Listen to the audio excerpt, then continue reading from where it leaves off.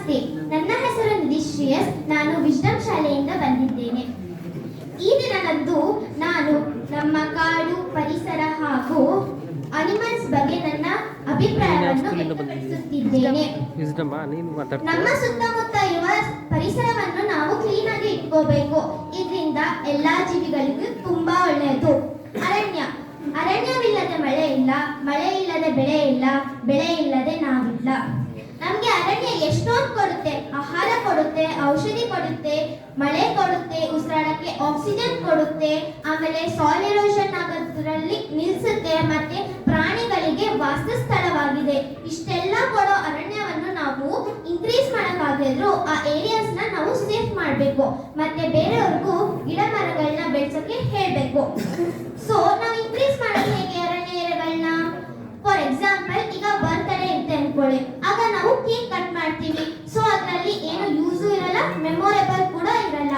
ಆದ್ರೆ ನಾವು ಅದ್ರ ಬದಲು ಒಂದ್ ಗಿಡ ನೆಟ್ರೆ ನಾವು ಬದುಕಿರೋಷ್ಟು ವರ್ಷನೂ ಒಂದ್ ಗಿಡ ನೆಟ್ಟು ಹಲವಾರು ಗಿಡಗಳನ್ನ ನಾವು ಬೆಳೆಸ್ಬೋದು. ಮತ್ತೆ ಇನ್ನೊಂದು ಎಕ್ಸಾಂಪಲ್, ಯಾವ್ದಾದ್ರು ಸ್ಪೆಷಲ್ ಡೇ ಇದ್ದಾಗ ನಾವು ಬೇರೆಯವ್ರಿಗೆ ಗಿಫ್ಟು, ಆಂಟಿಕ್ ಪೀಸು, ಅದು ಇದು ಅಂತ ಕೊಡ್ತೀವಿ. ಅದ್ರ ಬದಲು ಒಂದ್ ಸಸಿ ಕೊಟ್ರೆ ಅವ್ರು ಕೂಡ ನೆಟ್ಟು ನಮ್ಮ ಪರಿಸರದಲ್ಲಿರುವ ಗಿಡ ಮರಗಳ ಸಂಖ್ಯೆನ ಹೆಚ್ಚಿಸಬಹುದು. Next, forest guards. Forest guards ಕೂಡ ಒಬ್ಬ ಪ್ರಾಮಾಣಿಕತೆಯಿಂದ ಹಾಗೂ ಕಷ್ಟಪಟ್ಟು ಕೆಲಸ ಮಾಡೋ ವ್ಯಕ್ತಿ. ಇವರು ನಮ್ಮ ಪ್ರಾಣಿಗಳನ್ನ ಹಾಗೆ ಕಾಡನ್ನ ರಕ್ಷಿಸುತ್ತಾರೆ.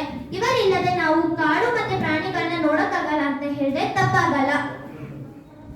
ನಾನು ಇವರಿಗೆಲ್ಲರಿಗೂ ಎಲ್ಲರ ಕಡೆಯಿಂದ ನಮನ ಸಲ್ಲಿಸುತ್ತೇನೆ.